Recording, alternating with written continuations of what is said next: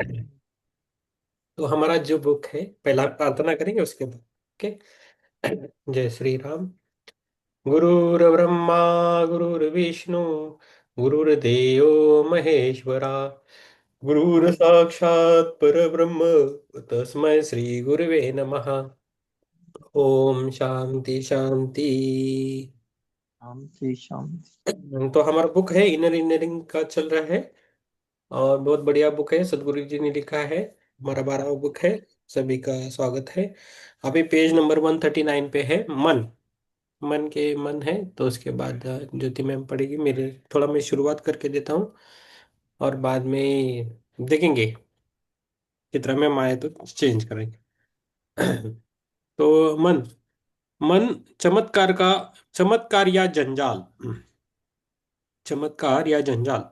एक बार की बात है, एक आदमी अलौकिक शक्तियां हासिल करना चाहता था। उसकी विधि जानने के लिए वो बेचैन होकर एक गुरु से दूसरे गुरु के पास भटक रहा था। अंततः उसे हिमालय के जंगल के निर्जन इलाके में एक आश्रम का रास्ता मिला। आश्रम के गुरु ने उसकी तलाश के मकसद को ताड़ लिया, और उसे समझाया कि वह ऐसा न करे। तुम इन शक्तियों का क्या करोगे? अगर तुम पानी पर चलना सीख भी लेते हो तो उससे क्या? 3 दिन बाद एक नाव बेहतर होगी। ऐसी व्यक्ति की तलाश में अपना जीवन नष्ट मत करो। इसके स्थान पर मैं तुम्हें ध्यान करना सिखा सकता हूँ। गुरु ने उसे रोकने के कई प्रयास किए, लेकिन वो आदमी अड़ा रहा। अंत में गुरु ने कहा, ठीक है, अगर तुम्हें इतनी अड़ी हो तो कल सुबह 4 बजे नदी में नहाकर मेरे पास आओ। मैं तुम्हें अलौकिक शक्तियों के रहस्य की दीक्षा दूंगा। वह आदमी उत्साह से भर गया। उसने सूर्योदय से पहले हिमालय की बर्फीली ठंडी नदी की डुबकी लगाई, जिससे उसका शरीर आधा नीला पड़ गया, और फिर वो बड़ी उम्मीद के साथ आकर अपने गुरु के सामने बैठ गया। गुरु ने कहा, देखो, ये बहुत सरल है। मेरे पास एक गुप्त मंत्र है। अगर तुम अगली 40 दिनों तक प्रतिदिन 3 बार इसका जाप करो तो सारी अलौकिक शक्तियां तुम्हारी हो जाएगी। फिर उन्होंने मंत्र बताया। अस्तु मा सद्गमय, मुझे असत्य से सत्य की ओर ले चलो। अस्तो मा सद्गमय। ओके। गुरु ने कहा, तुम्हें अगली 40 दिनों तक यह मंत्र 3 दिन में 3 बार दोहराना होगा, और तुमको अलौकिक विद्याएं आ जाएगी। लेकिन जब तुम ये मंत्र बोलो तब बंदरों के बारे में बिल्कुल मत सोचना। ठीक है, बहुत अच्छा है। उस आदमी को अभ्यास की सरलता पर शक हुआ। बस इतना ही, उसने प्रसन्न होकर पूछा, क्या मैं जा सकता हूँ? गुरु बोले, अवश्य जाओ, और 40 दिन बाद लौटना। वह आदमी प्रसन्नतापूर्वक चल दिया। उसने सोचा, उस मूर्ख गुरु ने अपने सारे रहस्य मुझे बता दिए, और कोई दक्षिणा भी नहीं ली, और वह मुझसे कह रहा है कि बंदरों के बारे में मत सोचना। भला मैं बंदरों के बारे में क्यों सोचने लगा? कितना हास्यास्पद है। यस। इधर मैं रुकता हूँ। ज्योति मैम आप पढ़िए अभी। जी सर। यस। सर एक ही मिनट, हाँ, वो क्लिक पहाड़। किया तो थोड़ा। ओके, आराम से। हाँ हाँ। वह पहाड़ से, यही है ना सर? हाँ, बराबर, राइट। हाँ। वह पहाड़ से नीचे आया और गंगा के किनारे पहुंचा। उसने पावन नदी में डुबकी लगाई और अपना अभ्यास प्रारंभ करने के लिए बैठ गया। लेकिन जैसे उसने असतोमा शब्द कहे, दिमाग में बंदर घूमने लगे। हर बार जब कोई बंदर उसके मन में आता, वह नदी में एक और डुबकी लगाता। उसने मंत्र को विभिन्न योग मुद्राओं में बोलने का प्रयत्न किया, लेकिन हर बार जब वह मंत्र का पहला शब्द बोलता, बंदर आ जाते। उनकी पूरी फौज आ जाती। 1 सप्ताह के तीव्र अभ्यास में ही मंत्र की कोई आवश्यकता नहीं रह गई। पूरी सृष्टि ही बंदरों से भर गई थी। एक वानरी दुस्वप्न। इन अनगिनत बंदरों से घबराया हुआ वह कुछ नहीं कर पा रहा था। वह गुरु के पास वापस गया और बोला, मुझे आपकी कमबख्त अलौकिक शक्तियां नहीं चाहिए। मुझे इन बंदरों से मुक्ति चाहिए। अगर आप स्वयं से कहते हैं कि आप किसी खास विचार के बारे में नहीं सोचना चाहते, तो वो ही पहली चीज होगी जो आपका दिमाग पैदा करेगा। मनुष्य के मन की यही प्रकृति है। पिछले कुछ समय में मस्तिष्क की गतिविधियों को समझने के लिए काफी वैज्ञानिक शोध हुआ है। अगर आप मस्तिष्क में न्यूरॉन्स के काम करने के तरीके पर गौर करें, तो आप पाएंगे कि इनकी गतिविधि में जबरदस्त तालमेल होता है। शरीर का ठीक से काम करना इसी तालमेल का नतीजा है। न्यूरॉन्स की गतिविधियों में असाधारण समायोजन के कारण ही आपके शरीर में अभी करोड़ों चीजें हो रही हैं। लेकिन दुर्भाग्य से ज्यादातर लोगों के अनुभव में उनका मन एक सर्कस, एक जंजाल बन गया है। हालांकि सर्कस भी असल में एक जबरदस्त तालमेल वाली गतिविधि है, जिसे जानबूझकर बेतरतीब जैसा दिखाया जाता है। यहाँ तक कि सर्कस का जोकर भी एक जिम्नास्ट होता है। वह विदूषक जैसा लगता है, लेकिन उसमें बहुत प्रतिभा होती है, और जो वह करता है उसमें वह निपुण होता है। जब बात लोगों के मन की गतिविधियों की आती है, तो अधिकतर लोगों के अनुभव के लिए जोकर की उपमा उचित होगी। दिमाग, वह अद्भुत जिम्नास्ट, एक जोकर कैसे बन गया? यह जादू के स्रोत से यह जादू के स्रोत से इतना बड़ा झमेला कैसे बन गया? यह चमत्कारी यंत्र ऐसी क्लेश पैदा करने वाली मशीन क्यों बन गया है? जैसा कि पहले उल्लेख किया गया है, हर मनुष्य वास्तव में अपने भीतर और बाहर खुशी तलाश रहा है। जब बात बाहर की आती है, तो लाखों चीजें स्थितियां तय करती हैं, और किसी का भी उन पर नियंत्रण नहीं है। लेकिन जब बात आंतरिक स्थिति की आती है, तो उसमें सिर्फ एक ही चीज शामिल है, और वह है आप। आप अपने आंतरिक जीवन के एकमात्र शिल्पकार और निर्माता हो सकते हैं, लेकिन आप नहीं जानते कि कैसे। समस्या यही है, अगर यह आपके नियंत्रण में हो, तो यह पक्की बात है कि आप स्वयं के लिए क्लेश पैदा नहीं करेंगे। आपके पास एक मौलिक स्वतंत्रता है कि आप जो चाहें सोच सकते हैं। तो फिर क्या चीज है जो आपको सुखद विचार से रोकती है? समस्या बस इतनी है। सच्चाई यह है कि आपका मन आपसे निर्देश नहीं ले रहा। कल्पना कीजिए कि एक पाषाण युग का गुफा मानव कंप्यूटर के कीबोर्ड से खेल रहा है। कंप्यूटर स्क्रीन पर जो आएगा, वह भद्देपन की श्रृंखला जैसा दिखेगा। योग पद्धति आपके और आपके मन के बीच एक अंतर पैदा करने की तकनीक है। आपने शरीर और मन के रूप में जो इकट्ठा किया है, उसके और आपके बीच एक दूरी आ जाती है। इस दूरी के प्रति जागरूक होना आजादी की ओर आपका पहला और एकमात्र कदम है। ये शरीर और मन में इकट्ठी की हुई चीजें ही हैं पेज जो नंबर। आपके यस। जीवन में और उसके हाँ मैडम, यही सॉरी। पैराग्राफ पढ़िए और एक पेज नंबर 142, 142 उधर आ गया है। हाँ। हाँ मैडम, ये हाँ पैराग्राफ। हाँ। जी, ये शरीर और मन में इकट्ठी की हुई चीजें ही हैं जो आपके जीवन में और उसके बाद भी बार बार आने वाली स्थितियों का कारण बनती है। अगर आप अपने और अपने शरीर मन के बीच इस दूरी के प्रति लगातार सचेत हो सके, तो समझ लीजिए कि आपने एक असीम संभावना का आयाम खोल दिया। मैम आप आगे रुकिए बढ़ना थोड़ा। है सर। जी नहीं, जी आप थोड़ा रुकिए रात में अभी। वंदन सबको। ये चित्रा मैम को देंगे। आज मैं बहुत लेट हो गई, सॉरी, डॉक्टर के पास गई थी। ठीक है ना तबीयत? वैसे तो मैं ठीक हूँ, पर डॉक्टर ने कहा कि ठीक नहीं हूँ। हाँ तो मैंने कहा डॉक्टर के पास आना ही नहीं चाहिए, अच्छे हाँ खासे को बीमार कर रहे हो आप। हाँ यस। कह रहा आप हार्ट पेशेंट हो। मैंने कहा मैं और हार्ट पेशेंट, मेरा तो हार्ट इतना मजबूत है कि पूछो मत। वो डॉक्टर हंस रहा। हाँ, उसको बोलो कह रहा बिना कल पैसे के एडमिट हो इलाज जाओ। करो। बिना पैसे के इलाज करो तो बोला कि आप सब ठीक है, बोलेगा आपको वो कुछ नहीं कह रहा बोलेंगे। सीधे कल एडमिट हो जाओ, कल एडमिट कर रहा हूँ आपको। मैंने कहा ऐसे कैसे हो जाऊं एडमिट? कह रहा है वो एडमिट करने को। हाँ, कुछ प्रॉब्लम नहीं हाँ। ना, दिक्कत नहीं ना, कुछ नहीं, तकलीफ नहीं? ऐसा मुझे कुछ नहीं है। अब कुछ दिन से ना मैं चलते समय जैसे मेरे को थोड़ी सी दिक्कत हो रही थी। जैसे हाँ हाँ वॉक कर रही हूँ तो लंबी लंबी तो नहीं कर पा रही थी मैं, इतना ही हो रहा था बस। बाकी तो मुझे कोई दिक्कत नहीं हो रही। हाँ। ये इन दिनों में थोड़ा खून ज्यादा होता है, तो इसलिए खून पतला होने के लिए कुछ खाने में चेंजेस कर इको सकते हैं। इको स्प्रिन दी हुई है उसने एक। हाँ। इको स्प्रिन लो कि उससे वो खून पतला। असल में मैंने 1-2 साल से ना दवाइयां बहुत कम कर दी थी अपनी। हम्म।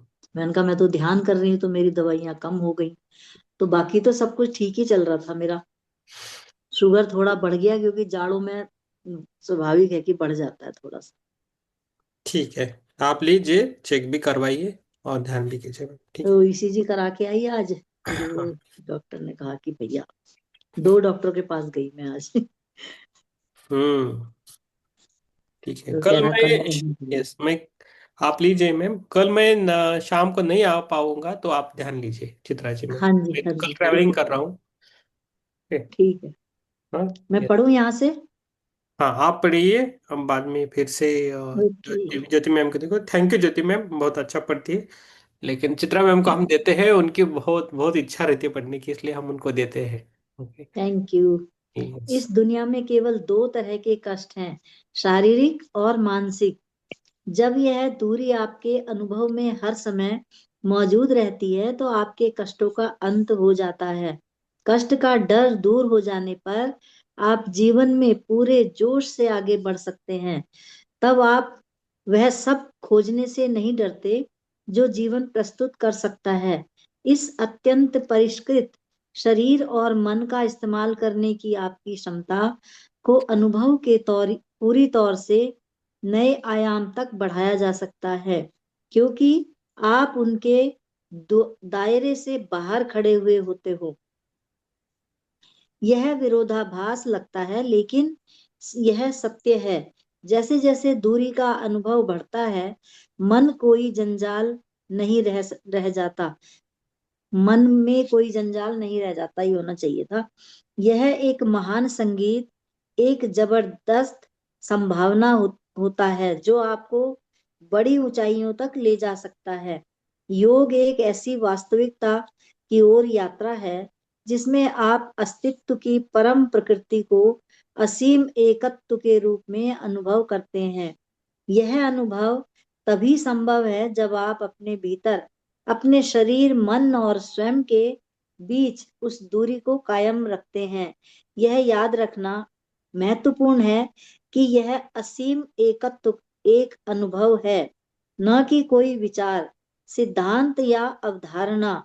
अगर आप सृष्टि के एकत्व की एक बौद्धिक सिद्धांत के रूप में पैरवी करते हैं, तो हो सकता है कि वह आपको रात्रि भोज पार्टी में लोकप्रिय बना दे या किसी सेमिनार में आपको सराहना दिला दे। आपको नोबेल पुरस्कार भी मिल सकता है, लेकिन इससे कोई दूसरा उद्देश्य पूरा नहीं होता। दूसरी ओर असीम एकत्व का अनुभव आपको एक पूरी तरह से दूसरे आयाम में पहुंचा सकता है। प्रेम और आनंद का आयाम दिमाग से कई आगे का आयाम है। किसी व्यक्ति के लिए हर चीज को बौद्धिक रूप से एक की तरह देखना वास्तव में हानिकारक हो सकता है। लोग अक्सर ब्रह्मांड के साथ एक होने के बारे में, पूरी दुनिया से प्रेम करने के बारे में, हर किस्म के आकर्षण दार्शनिक सिद्धांत प्रतिपादित करते हैं, जब तक कि जीवन उन्हें एक अच्छा सबक नहीं सिखा देता। जब बात पैसे की आती है, तब स्वयं और दूसरे के बीच सीमा सीमा रेखा भरपूर स्पष्ट होती है। ऐसे मौकों पर तुम और मैं एक होने का कोई प्रश्न ही नहीं होता। एक बार की बात है, शंकरन पिल्लई वेदांत की क्लास में गए। वेदांत भारतीय आध्यात्मिक विज्ञान की पद्धति है जो आत्मा और परमात्मा के अद्वैत की बात करता है। अध्यापक एक ज्ञानी दार्शनिक थे और पूरे जोश में बोले जा रहे थे, आप बस यही या वही नहीं हैं, आप हर कहीं हैं। आपका और मेरा जैसी कोई चीज नहीं होती। हर चीज आप हैं, हर चीज आपकी है। स, सार यह है कि सब कुछ एक है। आप जो देखते, सुनते, चखते, सूंघते और छूते हैं, वह वास्तविकता नहीं है। यह सब माया है, सब भ्रम है। वेदांत का यह एकाट्य शब्द जाल शंकरन पिल्लई के दिमाग में घूम रहा था। वे घर गए और वेदांत के बारे में सोचते सोचते सो गए। सुबह उठे तो पूरी तरह जोश में थे। आमतौर पर उन्हें सोते रहना पसंद था, लेकिन इस वेदांत के कारण वे बिस्तर से उछल पड़े। पहली चीज जो उनके दिमाग में आई वो यह थी, यहाँ ऐसा कुछ भी नहीं है जो मेरा नहीं है। हर चीज मेरी है, हर चीज मैं हूँ। दुनिया में जो कुछ भी है वह मैं ही हूँ, और हर चीज माया है। आप भी जानते हैं कि आपका दर्शन चाहे कुछ भी हो, भूख तो आपको नियमित अंतराल पर लगती ही है। तो शंकरन पिल्लई अपने मन पसंदीदा रेस्टोरेंट में गए, काफी सारा नाश्ता ऑर्डर किया और खुद से यह कहकर बड़े चाव से खाने लगे, यह भोजन मैं ही हूँ।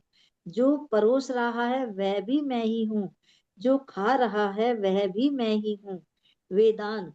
उन्होंने अपना नाश्ता समाप्त किया। जब वे वेदांत की इतनी ऊंची अवस्था में थे तो बिल देने जैसी धारणा, साधारण चीजें उनके दिमाग में नहीं आई। वे उठे और बाहर जाने लगे। जब सब कुछ आपका है तो बिल देने का सवाल ही कहाँ उठता है। जब वे कैश काउंटर के सामने से गुजरे तो उसी वक्त रेस्टोरेंट का मालिक किसी काम से बाहर चला गया। शंकरन पिल्लई ने देखा कि दराज में ढेर सारे नोट पड़े थे। तुरंत वेदांत ने उनको बताया, सब कुछ तुम्हारा है, तुम इसमें और उसमें कोई फर्क नहीं कर सकते। क्योंकि उनकी उनकी जेब बिल्कुल खाली थी, अतः उन्होंने दराज में हाथ डाला, कुछ पैसे उठाकर अपनी जेब में भर लिए और टहलते हुए रेस्टोरेंट से बाहर चल दिए। वे किसी को लूट नहीं रहे थे, वे बस वेदांत का अभ्यास कर रहे थे। अच्छा है। अचानक रेस्टोरेंट से कुछ लोग उनके पीछे भागे और उन्हें पकड़ लिया। शंकरन पिल्लई ने कहा, तुम किसे पकड़ने की कोशिश कर रहे हो? तुम पकड़ने वाले हो और पकड़ने वाले पकड़े जाने वाले भी हो। जिसे तुम पकड़ रहे हो वह भी तुम हो, और जो पकड़ रहा है वह भी तुम हो। जब तुम और मैं जैसी कोई चीज ही नहीं है तो मैं किसे पैसे दे सकता हूँ? मालिक भौचक्का रह गया। उसे बस एक ही चीज साफ पता थी, मेरे पैसे तुम्हारी जेब में हैं। लेकिन यहाँ शंकरन पिल्लई कह रहे थे, जो पकड़ता है वह भी मैं हूँ, जो पकड़ा गया है वह भी मैं हूँ। मालिक को समझ में नहीं आ रहा था कि इस किस्म के ग्राहक के साथ क्या किया जाए। वो वह शंकरन पिल्लई को अदालत में ले गया। वहां भी शंकरन पिल्लई ने अपना वेदांत जारी रखा। जज ने उन्हें अनेक तरह से समझाने की कोशिश की। उन्होंने चोरी की है, लेकिन कोई फायदा नहीं हुआ। फिर जज ने हार कर कहा, ठीक है, इसकी पीठ पर 10 कौड़े लगाए जाएं। पहला कौड़ा, शंकरन पिल्लई की चीख निकल गई। जज ने कहा, चिंता मत करो, यह सब वैसे भी माया है। सुख और दुख जैसी कोई चीज नहीं होती, हर चीज माया है। दूसरा कौड़ा, शंकरन पिल्लई चिल्लाए, बहुत हो गया। जज ने कहा, जो तुम्हें मार रहा है वह भी तुम हो, जो मार खा रहा है वह भी तुम हो। तीसरा कौड़ा, शंकरन पिल्लई चीख पड़े, रुको रुको। जज बोला, शुरू करने और रोकने जैसी कोई चीज नहीं होती, यह सब माया है। 10 कौड़े पड़ने पर इसी तरह चलता रहा, लेकिन 10 कौड़े पूरे होने से पहले ही शंकरन पिल्लई के अंदर से वेदांत साफ हो गया। और जब बौद्धिक समझ में सम, जब बौद्धिक समझ को अनुभव से प्राप्त बोध का सहारा नहीं होता तो यह दिमागी उड़ान अधिक भ्रामक स्थिति की ओर ले जा सकती है। लेकिन अगर एकत्व अनुभव के धरातल पर वास्तविकता बन जाता है तो कोई बचकानी हरकत नहीं होगी। तब यह जीवन का एक ऐसा अनुभव बन जाएगा जो आपको हमेशा के लिए रूपांतरित कर देगा। सार्वभौमिकता कोई सिद्धांत नहीं है, यह अस्तित्व का सत्य है, जबकि व्यक्तित्व एक धारणा है। योग बस चित्त वृत्ति निरोध है। इसका मतलब इसका मतलब है, अगर आपके मन की गतिविधियां रुक जाती हैं और आप फिर से सजग हैं, तब आप योग में हैं। लेकिन आप मन की गतिविधियों को जबरदस्ती रोकने की कोशिश न करना, वरना आप पागल हो जाएंगे। आपके मन के तीनों पेडल एक्सलेटर ही हैं, इसमें न तो ब्रेक है और न ही क्लच। क्या आपने इस पर ध्यान दिया है? आप चाहे जो भी पेंडल दबाएं, मन सिर्फ और तेज भागता है। लेकिन अगर आप इस पर ध्यान नहीं देते, तो विचार धीरे धीरे कम होते जाएंगे। यह आपको एक समृद्ध और जीवंत मौन में ले जाएगा। वाह! साधना। स्वयं को कम से कम हर घंटे में एक बार याद दिलाते रहिए कि हर चीज जो आप ढो रहे हैं, जैसे आपका थैला, आपका पैसा, आपके रिश्ते और आपके शरीर व दिल में भारीपन, सब अपने समय के साथ इकट्ठी की है। अगर आप इस बुनियादी सच्चाई के प्रति अधिक और अधिक जागरूक बन जाते हैं, और जैसे जैसे आपके भीतर पहचान न जोड़ने की प्रक्रिया गहरी होती है, और साथ ही अपने आसपास की हर चीज के प्रति आप में एक गहरी सहभागिता की भावना बनी रहती है, तब आप मानव मन के क्लेश और पागलपन से ध्यान की तरफ बढ़ने लगेंगे। हाँ मैम, हाँ मैम, रुकिए अभी थोड़ा, आप बोल दीजिए यस। इसके बारे में। इसमें यही है कि हम्म। हमें किसी भी बात पर हम्म। अत्यधिक उसको पकड़ के उस पे चलना नहीं है, हम्म। सोच विचार करना है। जैसे कि वो उसी बात को पकड़ लिया उन्होंने, कि उसी वाक्य को एक को पकड़ लिया, जो करता है वो भी मैं हूँ, जो हो रहा है कर रहा है वो भी मैं ही हूँ, और जो आगे करेगा वो भी मैं ही हूँ। तो उसी को लेके उसने उस पैसे के साथ किया कि होटल में जाके बहुत सारा खा लिया, और पैसे देने की उसको चिंता ही नहीं थी, क्योंकि ये तो मेरा ही है। और उल्टे वहां से नोट निकाले कि ये तो मेरे ही हैं। लेकिन ऐसा नहीं है, ऐसा जीवन में होता नहीं है। सारी गतिविधियों को जबरदस्ती रोकने की कोशिश भी नहीं करनी चाहिए, एकदम उसको छोड़ भी नहीं देना चाहिए, और उसको पकड़ कर भी रखना नहीं चाहिए।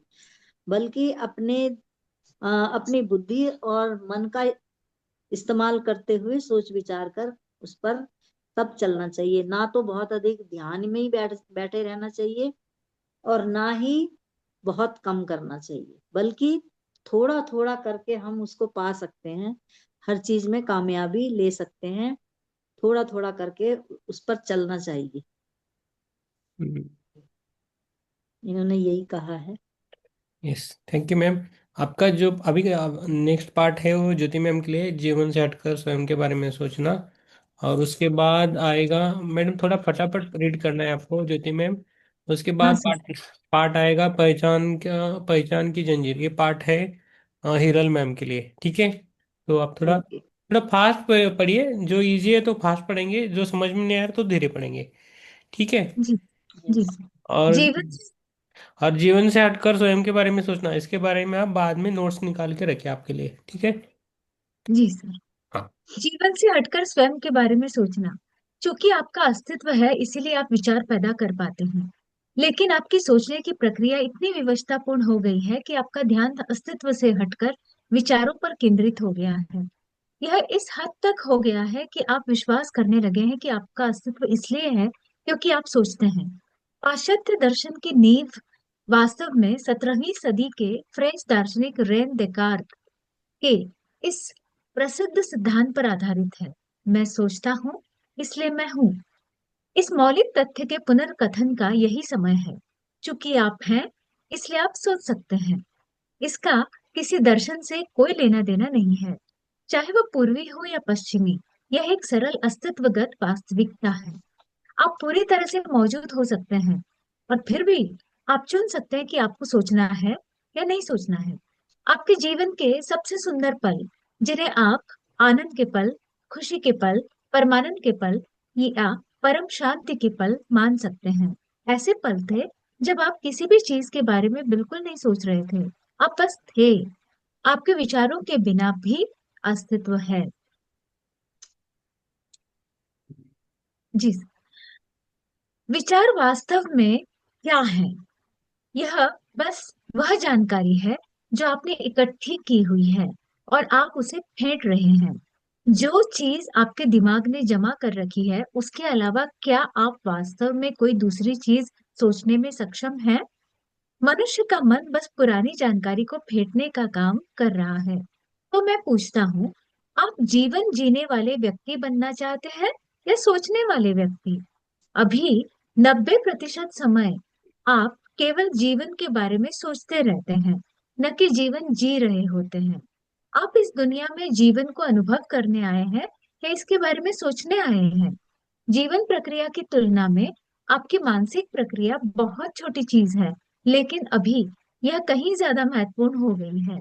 अब मानवता के लिए समय आ गया है कि वह जीवन प्रक्रिया को फिर से महत्वपूर्ण बनाए। इसकी तुरंत आवश्यकता है। हमारा जीवन इसी पर निर्भर है। एक बार की बात है। यह लगभग निश्चित रूप से झूठी कहानी है, लेकिन इससे फर्क नहीं पड़ता, क्योंकि इससे सच की गंध आती है। प्राचीन यूनान के एक महान बुद्धिजीवी अरस्तु को आधुनिक तर्क का जनक माना जाता है। एक दिन अरस्तु समुद्र तट पर टहल रहे थे। सूर्यास्त का अद्भुत दृश्य सामने था, लेकिन उनके पास ऐसी साधारण घटनाओं के लिए समय नहीं था। वे अस्तित्व की किसी बड़ी समस्या पर गंभीरता से विचार कर रहे थे। एक बुद्धिजीवी दिमाग के लिए अस्तित्व हमेशा से एक समस्या रहा है और अरस्तु उसे हल करने वाले थे। गंभीर विचारों में खोए हुए वे तट पर इधर से उधर टहल रहे थे। समुद्र तट पर एक और आदमी भी था जो बड़ी लगन से कुछ कर रहा था। वह अपने काम में इतना डूबा हुआ था कि थोड़ी देर बाद अरस्तु भी उसे अनदेखा नहीं कर सके। जो लोग अपनी स्वयं की मनोवैज्ञानिक वास्तविकताओं में डूबे रहते हैं, वे आम तौर पर अपने आसपास के जीवन को अनदेखा कर देते हैं। उनके पास किसी फूल, सूर्यास्त, किसी बच्चे या मुस्कुराते हुए चेहरे की तरफ देखने वाली आंखें नहीं होती। अगर कोई चेहरा उदास है, तो उनमें उस पर मुस्कुराहट लाने में कोई रुचि भी नहीं होती। दुनिया में ऐसी छोटी मोटी परवाह करने की और जरा सी भी जिम्मेदारी नहीं होती। वे अस्तित्व की पहेलियों को सुलझाने में बहुत अधिक व्यस्त होते हैं। लेकिन इस आदमी का जोश ऐसा था कि अरस्तु भी उसे अनदेखा नहीं कर सके। बारीकी से गौर करने पर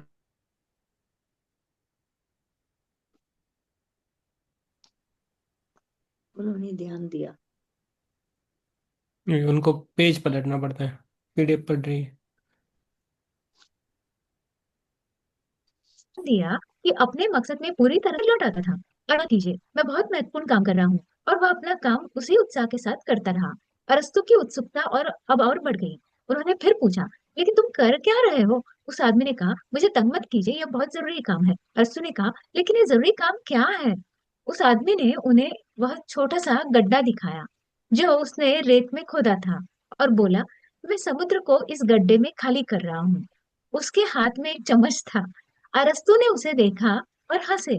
वैसे अरस्तु उस किस्म के आदमी थे जो जरा सा भी हंसे बिना पूरा साल बिता सकते थे।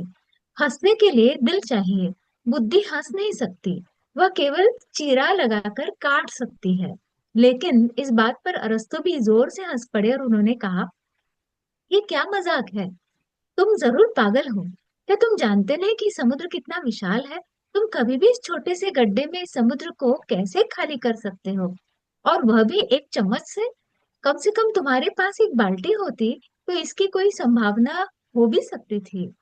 कृपया इसे छोड़ दो। यह नीरा पागलपन है। उस आदमी ने अरस्तु की ओर देखा, चम्मच नीचे फेंका और कहा, मेरा काम तो पूरा हो गया।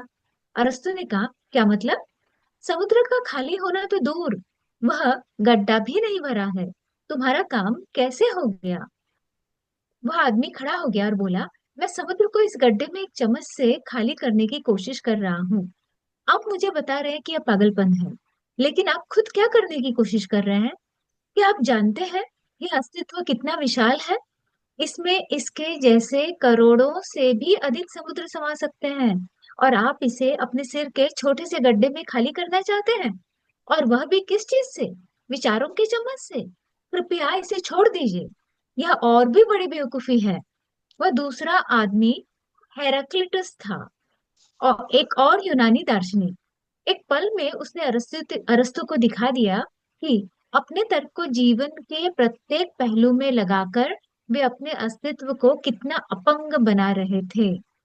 अगर आप जीवन में अनुभव जनित आयाम को जानना चाहते हैं, आप इसे तुच्छ विचार प्रक्रिया से कभी नहीं जान पाएंगे। आपके पास चाहे आइंस्टाइन का दिमाग ही क्यों न हो, फिर भी आपकी विचार प्रक्रिया तुच्छ होगी, क्योंकि विचार जीवन से बड़ा नहीं हो सकता।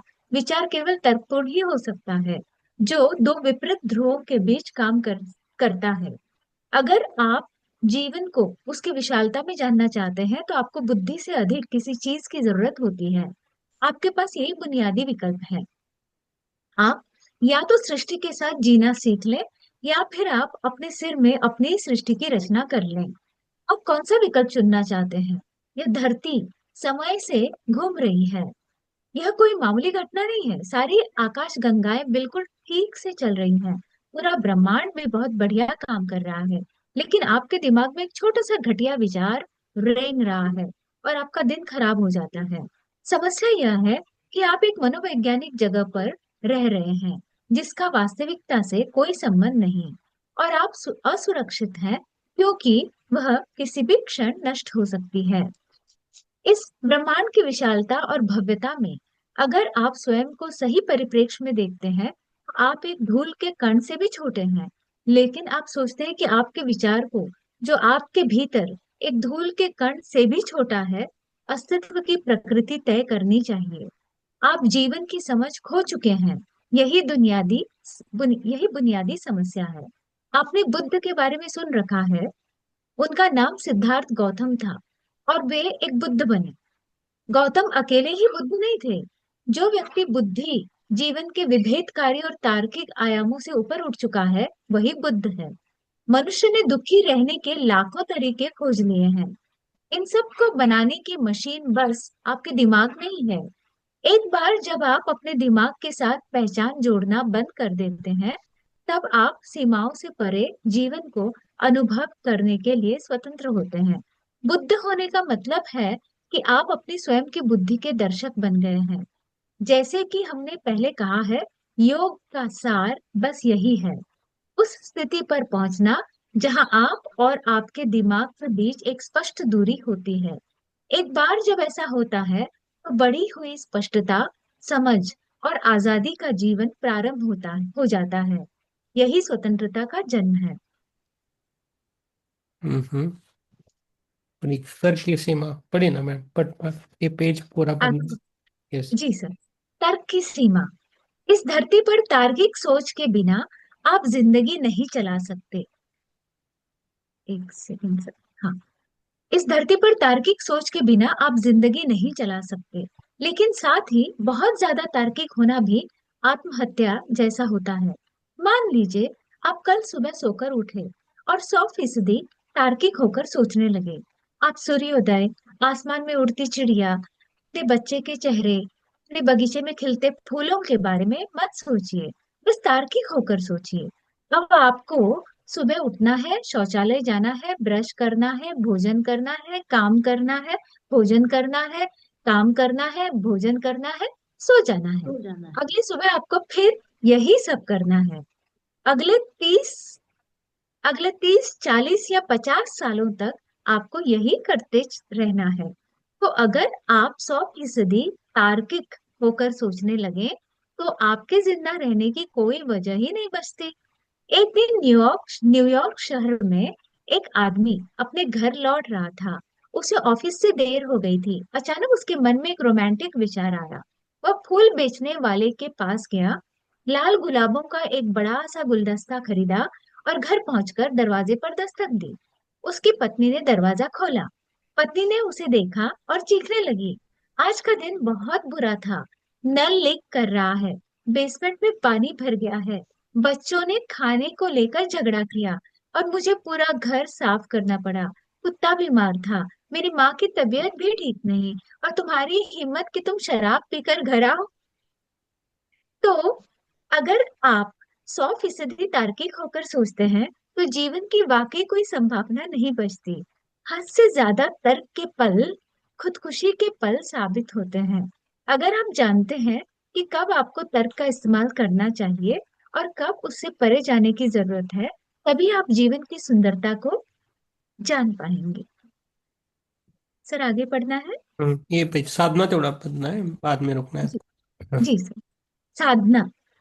आप यह आसान सा अभ्यास आजमा सकते हैं। अपने नल को इस तरह से खोलिए कि हर मिनट में उससे बस 5 या 10 बूंद पानी ही गिरे। अगर अगर आप हर बूंद को बहुत ध्यान से देखते हैं, यह कैसे बनती है, कैसे गिरती है, कैसे जमीन से टकराकर बिखर जाती है, हर दिन इसे 15 से 20 मिनट तक कीजिए। आप धीरे धीरे अपने भीतर और अपने आसपास की कई चीजों के बारे में जागरूक हो जाएंगे, जिनके बारे में अभी आप बिल्कुल बेखबर हैं। यह सरल अभ्यास संवेदनशीलता और स्पष्टता की ऐसी प्रक्रिया शुरू कर सकता है जिससे आप अपनी कल्पना से भी कहीं अधिक हासिल कर सकते हैं। इस आसान प्रक्रिया में आप वास्तव में योग के एक अंग धारणा में प्रवेश करते हैं, जिसका अर्थ है वह जिसका प्रवाह होता है। हम यहाँ पानी की बात नहीं कर रहे। यह आपका ध्यान यानी आपकी चेतना है। इसमें प्रयास यह है कि आपके ध्यान को पानी के साथ जोड़कर गतिशील बनाया जाए। यह निरीक्षण करने का या सराहना करने का अभ्यास नहीं है। यह आपके ध्यान को, जो छिटपुट और रुक रुक कर चलता है, एक सतत प्रवाह में बदलने का अभ्यास है। एक बड़े स्तर पर आप और पानी एक ही है। आपका एक अलग इकाई होना केवल आपकी धारणा है। Yes, thank you ma'am. आपको कुछ धन्यवाद। समझाना है तो बोल सकते हैं। हाँ। जी सर। इसमें यह बात कही गई है इन तीनों जो हिस्से हैं उनमें, कि अ, कि आप बहुत सोचते रहेंगे, दिन भर सोचते रहेंगे तो आप सोचते ही रहेंगे। सोचना छोड़ो और सक्रिय बनो। काम शुरू करो, अनुभव जन्य जीवन जीना शुरू करो। मतलब जीवन में जीने के लिए बहुत कुछ है, सिर्फ सोचना ही काफी नहीं है। सोचना चाहिए एक सीमा तक, उसके बाद अपने जीवन को प्रवाहित कर देना चाहिए। और फिर ये भी कहा गया है कि हर चीज को तार्किक, ये हुआ क्योंकि ऐसा हुआ, क्योंकि इसके पीछे ये था, वो था, वो था, तो आप मैकेनिकल बन जाएंगे, मशीन बन जाएंगे। तर्क होना चाहिए, तर्क से हर चीज को परखना चाहिए। मगर तर्क आप पे हावी हो तो आपका जीवन मुश्किल हो जाएगा। तो तर्क उतना ही रखना चाहिए अपने पास जितना की जरूरत है। जरूरत से ज्यादा तर्क रखोगे तो फिर हर चीज को तर्क की दृष्टि से देखोगे तो फिर किसी भी चीज का आनंद आप उठा नहीं पाओगे। ध्यान का भी यही हाल है कि ध्यान भी गतिशील है, और उसे भी आपको ये सोचना है कि कैसे बूंद बूंद करके बनता है और फिर फैलता है और प्रवाहित होता है। इसी तरह इंसान को जीवन में विचारों और तर्कों को थोड़ा सा, थोड़े समय के लिए परे हटाकर जितना चाहिए उतना ही इस्तेमाल कर उसके बाद अपना जीवन प्रवाहित कर देना चाहिए। जीवन को प्रवाहित कर देना चाहिए। Yes, thank you ma'am. Yes, Hiral ji. धन्यवाद सर। हिरल जी, क्या हुआ? आपको बोल के रखा है। हम्म, आपको कुछ काम है क्या, हिरल जी? आप रोज कान में लगाते हो, सुनने का नहीं आता है आपको? डेली बोलते हैं। आपका आवाज नहीं आता है, वो निकाल के बोल के। हाँ। अ, आत्मवंदन सभी को। यस। नहीं, आप कुछ काम था क्या आपको? कैमरा नहीं छोड़। नहीं, कुछ नहीं। नहीं, यहाँ पे ना मच्छर काट रहे थे तो मैंने वहां अगरबत्ती लगाई बाजू में। ओके। ठीक हाँ। है। पहचान का, पहचान की जंजीरें आप पढ़िए मैं। हाँ, तो मुझे पता है, पेज पता है। हाँ। और ये किरण जी को पहले पता है क्या? पेज कहाँ आ गया? ज्योति वो तो मैम जो आप, मैं बता ज्योति मैम पेज नंबर बताइए। पीडीएफ का 85 है सर, एटी हाँ। फाइव हाँ, पहचान की जंजीर, यस। पढ़िए मैम। हाँ सर। डिटेल से पढ़ना है। और योगिता योगिता मैम, आपको मिला ना नंबर, पेज नंबर? हाँ। हाँ सर। चलो पढ़ेंगे। मैं पहचान की जंजीर, यस। हिरल जी हाँ। स्टार्ट। हिरल जी के पास के बाद किरण जी, और किरण जी के बाद योगिता जी, ठीक है। हाँ, पढ़िए फास्ट। हाँ। पहचान की जंजीर। हम्म। बुद्धि पहले चाकू जैसी होती है। इसका काम वास्तविकता को काट कर देखना है, जिसमें आप एक चीज और दूसरी चीज के बीच अंतर करने की काबिलियत आती है। अगर चाकू को बिना कठिनाई के चलना है तो महत्वपूर्ण है कि वह जिसे काटे उससे चिपका न रहे। जाहिर है कि एक चिपकने वाला चाकू अधिक काम का नहीं होगा। मान लीजिए आपने केक काटने के लिए चाकू का इस्तेमाल किया, कल आप उससे मांस काटते हैं, परसों आप फल काटते हैं। अगर इन सभी चीजों के कुछ कुछ अंश चाकू से चिपके रहते हैं तो कुछ समय के बाद वह एक बेकार का औजार हो जाएगा। आपने ऐसा अनुभव शायद पहले भी किया होगा। अगर आप प्याज काटने के बाद आम या सेब काटते हैं तो सबका स्वाद प्याज जैसा लगने लगता है। वह चाकू काम की चीज से अधिक व्यर्थ की चीज लगने लगता है। या दूसरे शब्दों में कहे तो एक बार जब आपकी बुद्धि की पहचान किसी चीज के साथ जुड़ जाती है तो उसे उस पहचान से बंध जाती है, और तब आपको दुनिया का पूरी तरह से विकृत अनुभव होता है। हम्म। एक बार की, हाँ मतलब इसमें कहा गया है कि पास्ट में या कभी भी कोई इंसिडेंट हो गया तो हम उसको अपने माइंड में ही रखते हैं, और बाद में हमें फिर वो वैसा ही दिखने लगता है सब। ठीक है। एक एक बार की बात है, राजनीतिक कारणों से महान बादशाह अकबर को अपनी मां से अलग होना पड़ा। तो उनकी देखभाल के लिए एक औरत को रखा गया, जिनका अपना भी एक बेटा था। उस औरत ने अकबर को अपना दूध पिलाया और बाद में उसे इसके लिए इनाम दिया। उसका बेटा उम्र से अकबर से थोड़ा बड़ा था। उसे कुछ गांव दिए गए और एक छोटा राजा बना दिया गया। कई सालों बाद अकबर मशहूर बादशाह बन गए, लेकिन उस लड़के के पास अपना राज्य चलाने की बुद्धि और क्षमता नहीं थी, और जो कुछ भी संपत्ति उसको दी गई थी उसने सब लुटा दी। वो बहुत गरीब हो गया। जब वो 32 साल का हुआ तो उसके मन में एक शानदार विचार आया। उसने सोचा कि क्योंकि बादशाह और मैंने एक ही माँ का दूध पिया है, तो हम दोनों एक तरह से भाई भाई हुए। और चूंकि कि मैं पहले पैदा हुआ था तो मैं बड़ा भाई हूँ। और अपने मन में इस विचार को अच्छे से बिठाकर वो अकबर के पास गया और उन्हें वह वही कहानी सुनाई। देखो, हम दोनों भाई हैं और मैं तुमसे बड़ा हूँ, लेकिन मेरी हालत देखो। मैं गरीब हूँ और तुम बादशाह हो। तुम मुझे इस हाल में कैसे छोड़ सकते हो? अकबर बहुत भावुक हुए। उन्होंने उसका स्वागत किया, महल में रखा और एक राजा जैसा सम्मान दिया। लेकिन उस आदमी को महल और दरबार के तौर तरीके मालूम नहीं थे, और उसने कई बेवकूफी भरी हरकतें की। फिर भी अकबर कहते हैं कि वह मेरा बड़ा भाई है और हम दोनों ने एक एक ही माँ का दूध पिया है। उन्होंने हर किसी के उसका अपने बड़े भाई की तरफ परिचय कराया। कुछ दिनों तक सब चलता रहा। फिर को उस आदमी को किसी काम से अपने गांव जाने की जरूरत हुई। अब मैं तुम्हें 5 नए गांव दूंगा जिन पर तुम शासन कर सकते हो। वह तुम्हारा अपना एक छोटा राज्य होगा। तब तब उस आदमी ने कहा, लेकिन मैं देख रहा हूँ कि तुम इतने सफल इसलिए हुए हो क्योंकि तुम्हारे आसपास तमाम बुद्धिमान लोग हैं। मेरे आसपास सलाह देने के लिए कोई भी नहीं है, इसके लिए मैंने सब सब कुछ खो दिया। अगर मेरे पास भी अच्छे सलाहकार और मंत्री होते तो मैं भी तुम्हारी तरह बड़ा साम्राज्य बना लेता। और तुम्हारे पास बीरबल है, वह कितना होशियार है। अगर मेरे पास उसके जैसा कोई होता तो भी मैं महान बन जाता।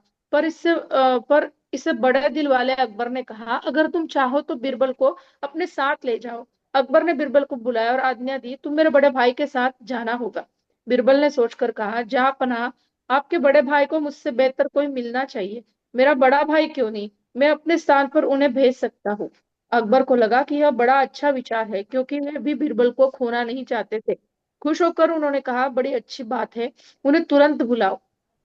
अगले दिन जब वो आदमी अपने नए राज्य के लिए रवाना होने वाला था, तब दरबार में एक शानदार विदाई समारोह का आयोजन किया गया। हर कोई वहां मौजूद था और इंतजार कर रहा था कि बिरबल कब अपने बड़े भाई को वहां लेकर आएंगे। तभी बिरबल वहां अपने साथ एक बैल को लेकर पहुंच गए। अकबर ने क्रोध से भड़कर कहा, क्या तुम मेरा और मेरे भाई का अपमान करने की कोशिश कर रहे हो? बीरबल ने कहा, नहीं जहाँपनाह, यह मेरा बड़ा भाई है। हम दोनों ने एक ही माँ का दूध पिया है। एक बार जबकि आपकी बुद्धि किसी भी चीज के साथ अपनी पहचान जोड़ लेती है, तब आप उसी पहचान के दायरे में काम करते हैं। आप जिस किसी चीज के साथ पहचाने जाते हैं, आपके सारे विचार और भावनाएं उसी पहचान से प्रभावित होती है। मान लीजिए कि आप स्वयं को एक आदमी के तौर पर पहचानते हैं, तो आपके सारे विचार और भावनाएं उसे पहचान से ही पैदा होगी। अगर आप स्वयं को अपनी राष्ट्रीयता का धर्म से जोड़ लेते हैं, तो आपके विचार उन्हीं पहचानों से निकलेंगे। आपको जो भी है विचार और भावनाएं हैं, वे कुछ हद तक एक पूर्वाग्रह को दर्शाते हैं। वास्तव में आपका मन स्वयं ही एक तरह का पूर्वाग्रह है। ऐसा क्यों होता है? इसीलिए है क्योंकि मन सीमित जानकारी के आधार पर काम करता है और वास्तव में भेद करने वाली बुद्धि इसे संचालित करती है। तो आपका मन, जिसे चैतन्य तक पहुंचने का सोपान होना चाहिए था, वह मामूली स्तर पर अंतरहीन ठोकरें खाता रहता है और कुछ मौकों पर सीधे नरक की सीढ़ी बन जाता है। मैम ठीक है, आपका हो गया मैम, थैंक जी sir, thank you. You. Yes. Yes Kiran ji, आगे पढ़ना है आपको। वंदन सभी को। हम्म। बुद्धि जिस पहचान के आसपास काम करती है उसे अहंकार कहते हैं। पहले दी गई चाकू की मिसाल में वह हाथ जो चाकू चलाता है वह पहचान है, या दूसरे शब्दों में यह आपकी पहचान है जो आपकी बुद्धि को चलाती है और तय करती है। जब आप चाकू इस्तेमाल करते हैं तो उसका बस पहना होना ही महत्वपूर्ण नहीं है, बल्कि हाथ का स्थिर होना भी जरूरी है। बिना स्थिर हाथों के आप स्वयं को बुरी तरह काट डालेंगे। अधिकतर मनुष्य बाहरी परिस्थितियों के कारण पीड़ा और दुख से नहीं गुजरते। उन पर बाहर से जो डाला जाता है वह बहुत ही अ, कम होता है, बाकी सब स्वयं का पैदा किया होता है। एक बार जब आपकी पहचान किसी ऐसी चीज से जुड़ जाती है जो आप नहीं है, तो आपका मन एक्सप्रेस ट्रेन बन जाता है जिसे कोई रोक नहीं सकता। असर अपने मन को पूरा एक्सलेटर दबाकर चलाया और फिर ब्रेक लगाया लगाना चाहा वह तो यह काम नहीं करेगा। लेकिन अगर आप स्वयं को हर उस अलग चीज से अलग कर लेते हैं जो आप जो आपके लिए नहीं है, जो आपकी पहचान ही थी, उस उसको उसको अगर आप हटा लेते हैं तो आप देखेंगे कि दिमाग बस कोरा और खाली हो जाता है। जब आप इसे इस्तेमाल करना चाहे आप कर सकते हैं, बाकी समय वह बस खाली रहेगा। सभी मनोवैज्ञानिक हलचलों से मुक्त इसे ऐसे ही होना चाहिए। लेकिन अभी आप तमाम पहचानों से जुड़े हुए हैं और साथ ही आप अपने मन को रोकना चाहते हैं। यह बिल्कुल कारगर नहीं होगा। इस इससे फर्क नहीं पड़ता कि आप स्वयं को क्या समझते हैं। जब मृत्यु आती है तो हर पहचान मिट जाती है। अगर मनुष्य इसे स्वयं मिटाना सीख लेता है तो जीवन आनंदमय हो जाएगा। अगर आप अपनी बुद्धि को किसी भी मनुष्य पहचान से नहीं उलझते। पहचान से नहीं उलझाते, जैसे शरीर, लिंग, परिवार, योग्यता, समाज, वंश, जाति, धर्म, समुदाय, राष्ट्र, यहाँ तक की प्रजाति भी, तो आप स्वाभाविक रूप से अपनी परम प्रकृति की तरफ अग्रसर होगे। अगर आप ऐसा नहीं करते तो मृत्यु वैसे भी इस सबको व्यस्त बस ध्वस्त कर देगी। आपको इस बारे में संदेह करने की आवश्यकता नहीं है। मैम हो गया। अगर आप अपनी मैम मैम हो गया। तो thank you. Thank you ma'am. अभी योगिता जी, आपको ये था, ये पैराग्राफ और साधना पढ़ना है, एक ही पेज पढ़ना है। जल पेय चेक, ठीक है। आत्मबंधन मास्टर। आत्मबंधन में।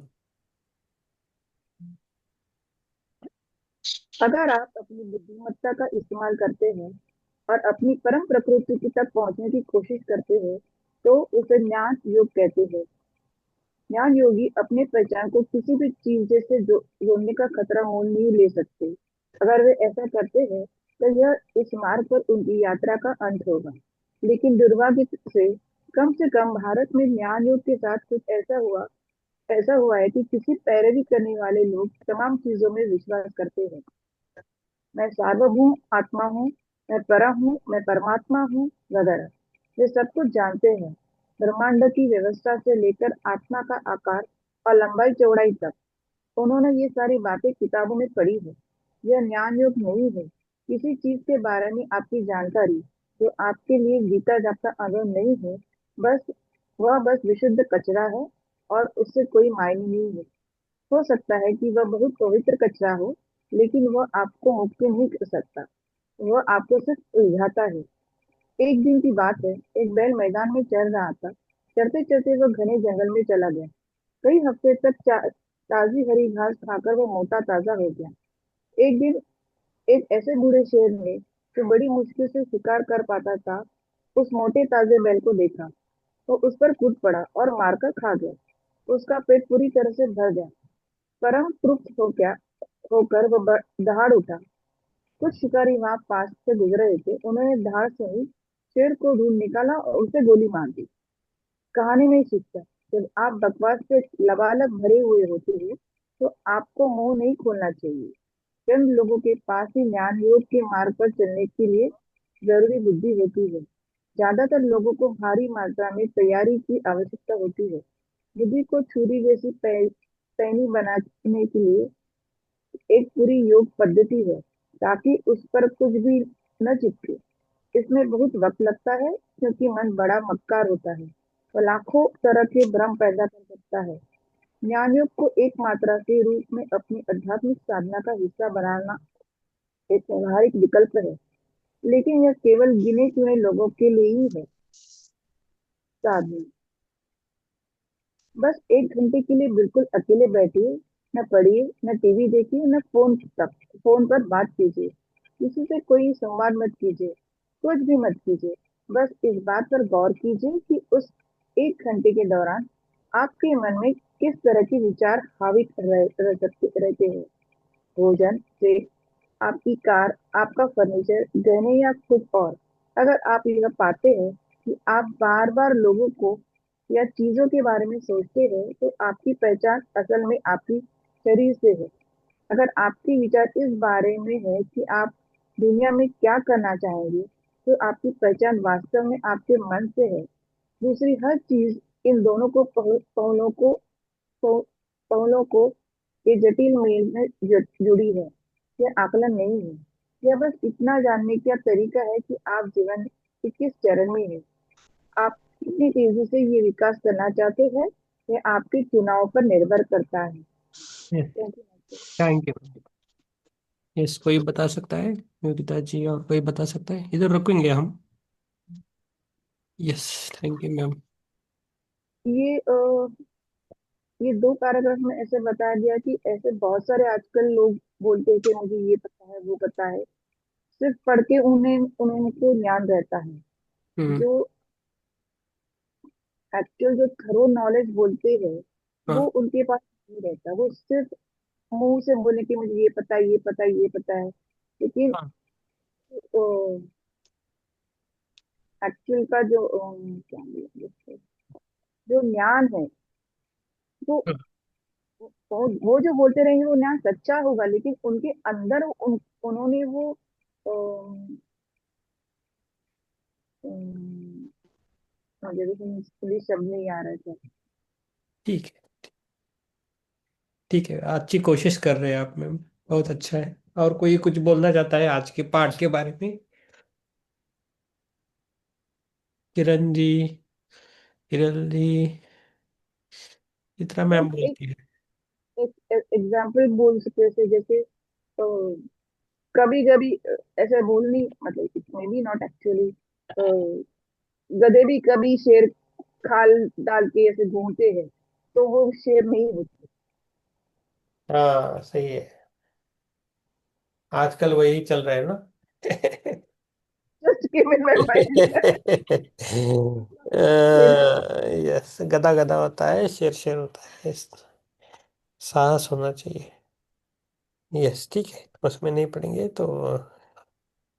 और एक स्टोरी है, ऐसा है कि जब ऐसा बोला जाता है, पक्का है कि नहीं पता नहीं, जब जब धरती पर इंसान बनाए तो इंसानों की संख्या बहुत कम थी। तो क्या दिया है कि एक वरदान मिला कि जंगल में किसी जानवर को भी देखा तो उसका इंसान बन जाएगा। तो ऐसा जंगल में घूम रहे थे कि जो भी जानवर दिखे तो वो इंसान बनने लगे। तो उसके कारण क्या हुआ, हमारी इस मानव जाति में उन सभी के गुण थे, हम सब में रहते हैं अलग अलग तरफ से। कोई कैसा बर्ताव करता है वो उसकी एनिमल जैसा, कोई पंच जैसा करता है, तो ऐसा माना जाता है। लेकिन ये सब जटिल है, हम ऐसा नहीं बोल सकते। ठीक है। और किसी कुछ बोलना है क्या? इसमें ये बताया गया है कि ज्ञान हर किसी के पास होता है, लेकिन हम्म। जो एक अच्छा ज्ञान है ना, हम्म। पूर्ण ज्ञान है, वो चंदी लोगों के पास होता है। तो उनको ये नहीं कि अगर मैं मेरे पास बहुत सारा ज्ञान है तो मैं हर जगह बैठ के उसको बस बखान करने लगूं।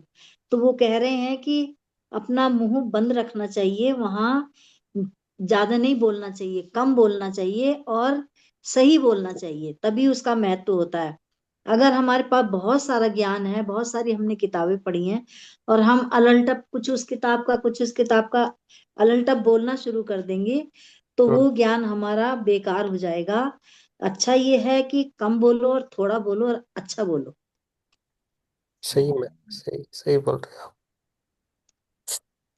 ज्ञानी लोग एक्चुअली ऐसे ही करते हैं, ज्यादा बोलते ही नहीं है।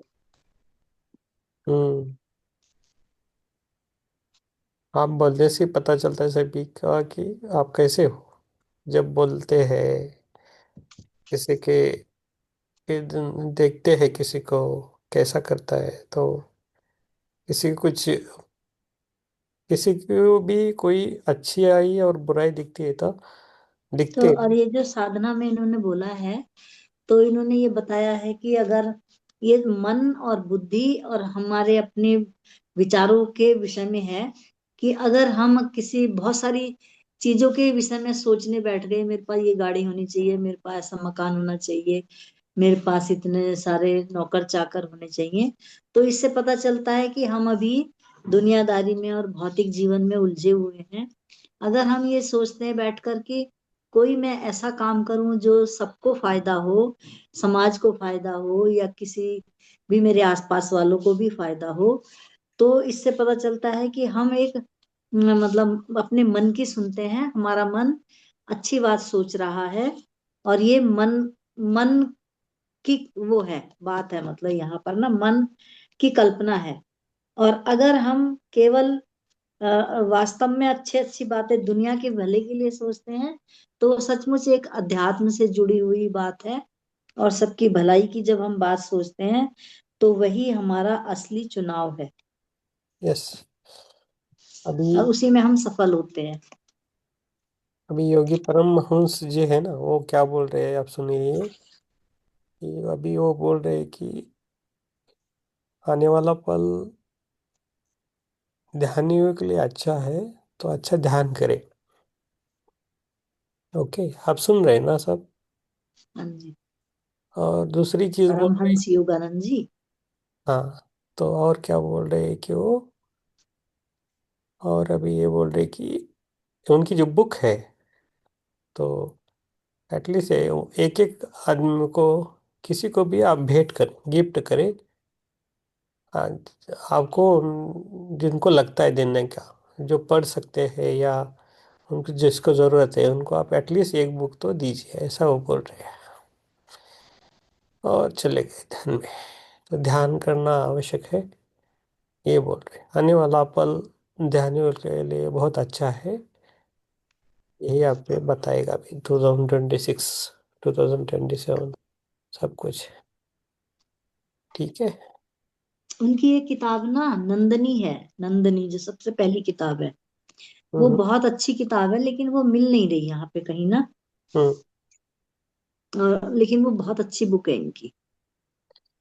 यस।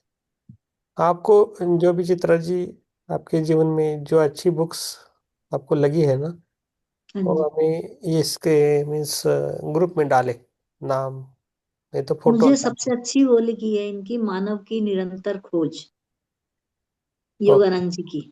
बहुत हाँ, अच्छी किताब है। करेंगे कभी और। थोड़ी थोड़ी बड़ी है, लेकिन अच्छी है, ज्ञानवर्धक, बहुत अच्छी ज्ञानवर्धक। ओके, करेंगे कभी तो। अच्छी बुक है तो हमें वो लिख के दीजिए, हम बाद में उसके टाइम आ गया तो करेंगे, है ना। हाँ जी।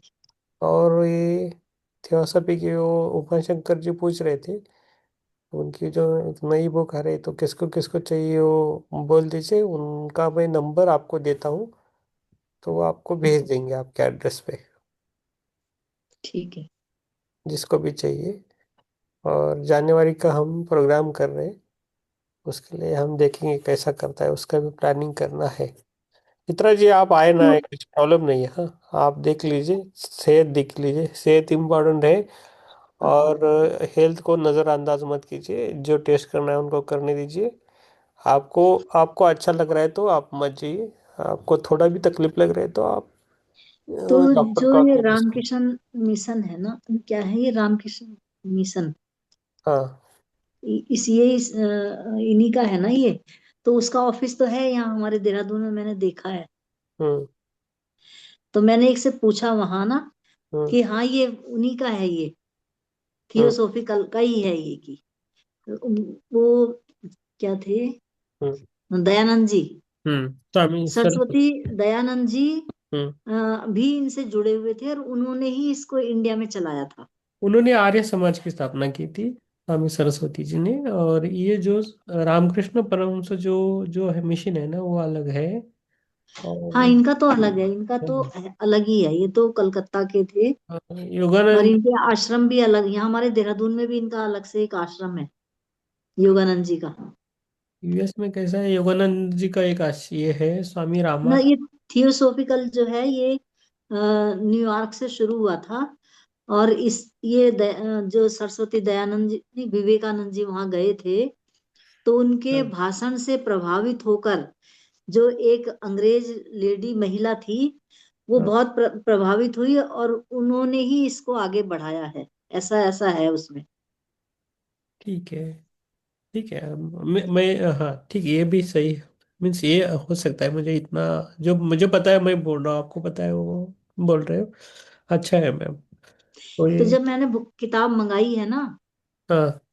थियोसॉफिकल की लिस्ट में देख के मैंने मंगाई, तो वो विवेकानंद जी की किताब भेजी है उन्होंने एक, ओके। वही आई है अभी मेरे पास। हाँ, स्वामी विवेकानंद जी का कार्य वो युवाओं के लिए ज्यादा है, उसमें स्पिरिचुअलिटी कम हाँ है वैसे देखा जाए तो। हाँ, क्योंकि वो बहुत जल्दी चले गए थे, वो ज्यादा उनकी लंबी आयु नहीं जिए वो ना, हाँ, 23 वर्ष में गए ना वो, चले गए थे वो हाँ। जल्दी। तो उनका काम ऐसा था, तो वो गए।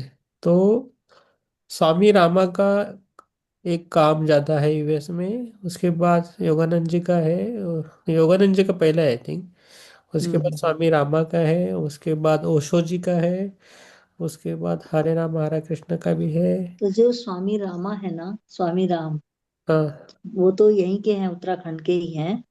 हाँ। और उन्होंने यहाँ एक बहुत बड़ा हॉस्पिटल खोला है, अब तो वो पीजीआई बन गया, काफी बड़ा है। और बहुत अच्छा काम उन्होंने किया है सब जगह। तो हाँ। मैं सोचती थी कि उन्होंने केवल देहरादून देहरादून में काम किया है, लेकिन अब जब मैंने उनकी किताब पढ़ी तो पता चला कि उन्होंने बहुत जगहों पर काम किया है। हाँ, यस, वो अच्छे मास्टर थे एक्चुअली, वो और एनलाइटन। मैंने आपको नहीं बताया होगा शायद। तो मैं उनके विषय में जानती बहुत कुछ थी, कि पास में ही उनके हॉस्पिटल में मेरी बहन ने जॉब भी की थी। तो जिस दिन उनकी डेथ हुई ना, तो हाँ। किसी को भी बताया नहीं गया था हॉस्पिटल में, जब बीमार भी थे तो किसी को पता नहीं था, मेरी सिस्टर को पता था क्योंकि वो उनको इंजेक्शन लगाने जाती थी। वो चोरी से रखा गया था, नहीं तो सारे हॉस्पिटल का काम गड़बड़ हो जाता। ये लोग ना बताते नहीं है कि बीमार भी होते हैं तो बाहर नहीं शो करते। तो हाँ। जब उनकी डेथ हो गई तो मैं उनके पीछे पीछे हरिद्वार तक जा रहे थे, मैं और मेरे हस्बैंड। हाँ। तो मैं लोगों से पूछ रही हूँ ये कौन जा रहे हैं, किनको लेके जा रहे हैं ये। तो किसी ने कहा वो स्वामी जी को। तो हाँ। मैंने कहा अच्छा कोई स्वामी जी होंगे उनको ले जा रहे हैं। और हम हरिद्वार तक उनके पीछे पीछे गए। तो जब हाँ। मैंने अपनी बहन को फोन किया, मैंने कहा तेरे को पता है एक तेरे हॉस्पिटल की तरफ से किसी की डेड बॉडी स्वामी जी की जा रही थी, कौन है ये स्वामी जी। उसने कहा दीदी आपको कैसे पता, ये वही तो है स्वामी राम। हाँ। ऐसा हुआ था एक बार। कब की बात है ये? वो कितने? ये है काफी साल हो गए उस चीज को तो। 2006, 2006 के लगभग की बात है। हाँ। तो ये है। तो तो उनकी। फिर उसने मुझे बताया कि दीदी किसी को ना पता नहीं है कि उनकी डेथ हो गई, उनको बड़े साधारण तरीके से ले जाया गया था, जबकि वो तो बहुत बड़े आदमी थे। पर ये। ऐसे कुछ नहीं था, बहुत सिंपल से साधु बाबा थे उनके साथ कुछ कुछ। हाँ। हाँ। और कुछ वहां के जो कर्मचारी लोग थे वो भी थे। पर बड़े साधारण तरीके से ले गए थे उनको संस्कार करने के लिए हरिद्वार। यस। अच्छा है। तो तो। जो बड़े लोग, इन्होंने बहुत अच्छे काम किए हैं, उनकी अपनी प्रॉपर्टी थी, उसी के ऊपर उन्होंने इतना बड़ा हॉस्पिटल बनाया है। हाँ। हाँ। बहुत बड़ा हॉस्पिटल है। अच्छा है, वो एक्चुअली एनलाइटन थे ना, उनको पता था सब कुछ। ऐसा है। और वो 5 साल से साधुओं के साथ रहे हैं। हाँ, वो रहे। उनकी मुझे जन्म की पूरी हिस्ट्री भी याद है, मुझे कैसे उनका जन्म हुआ था, कैसे वो पले, कैसे बड़े, कैसे वो साधु सन्यासियों के साथ गुफा में रहे। और एक साधु ने ही उनको अपनी उससे पैदा कराया था जबरदस्ती। हाँ। और हाँ। फिर वो 5 साल के बच्चे को ले गए थे, मैं पहले 1 महीने के बच्चे को लेने आए थे वो। पहली शर्त उनकी जब यही थी कि तुम्हारे यहाँ बच्चा तो हो जाएगा, लेकिन उसको मुझे देना पड़ेगा, यस। ताकि तुम्हारा ये कलंक मिट जाए कि बच्चा नहीं हो रहा है। बहुत अमीर थे वो लोग ना, मैंने पर पढ़ी। साधारण लोग थे। तो उन्होंने कहा ठीक है, कम से कम हमें ये तसल्ली होगी कि हो तो सकता है। तो फिर वो एक कुछ तो दे के गए और उनका बच्चा हो गया। फिर वो एक जब 1.25 महीने बाद आए तो कि भाई दे दो। तो उनकी माँ ने कहा नहीं, थोड़े समय तो रहने दो मेरे साथ। तो उन्होंने कहा ठीक है, 5 साल के बाद मैं आऊंगा और इसको ले जाऊंगी, देना तो पड़ेगा तुम्हें, नहीं तो ये बच्चा नहीं रह पाएगा तुम्हारे साथ। तो उन्होंने दे दिया था। यस। तो सही वो है। साधु बाबा ने ही उनको पाला गुफा में। हाँ। और जबकि उतने अमीर घर के थे वो। पढ़ी है ये। बुक पढ़ी है। अच्छी है। ये वो हाँ। एक अच्छी है, मैंने पहली पढ़ी है, मराठी में पढ़ी है।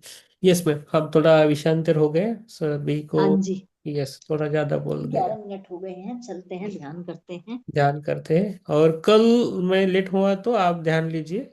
हाँ जी। कल मुझे ट्रैवलिंग है, और संडे का इसका करेंगे, या सभी के बारे में थोड़ा बात करेंगे।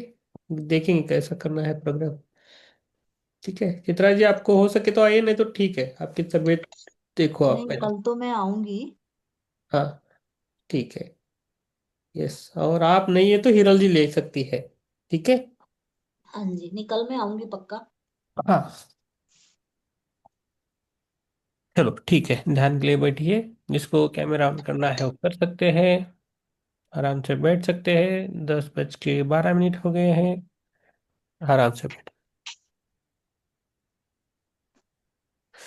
सांसों पे ध्यान देना है, अपनी सांसों को नहीं छोड़ना है, बस सांसों को पकड़ना है।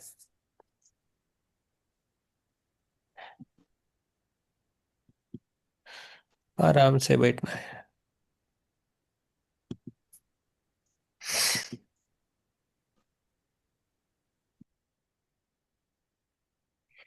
धन्यवाद देना है। पहले हम आपको खुद को धन्यवाद देंगे, पूरी सांसों को धन्यवाद देंगे, सबको हम धन्यवाद देंगे।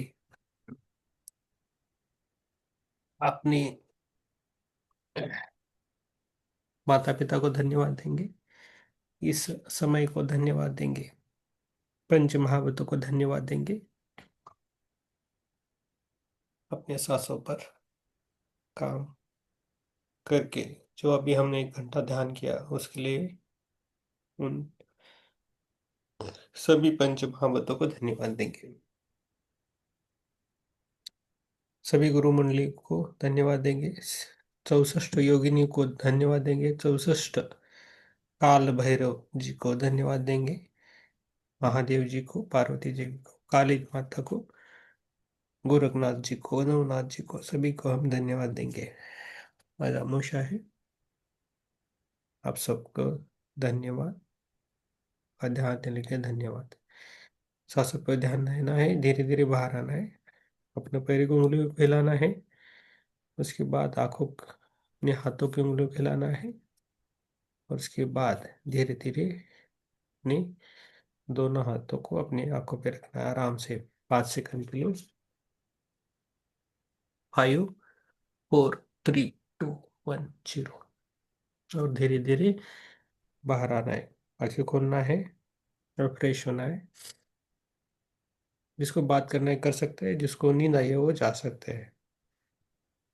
सबको सबको धन्यवाद। ये लगाने से मुझे बहुत हल्का हल्का लग रहा है।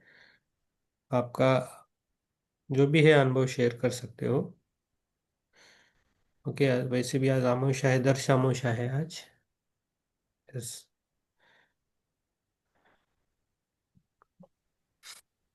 यस, बोल सकते हैं। यस।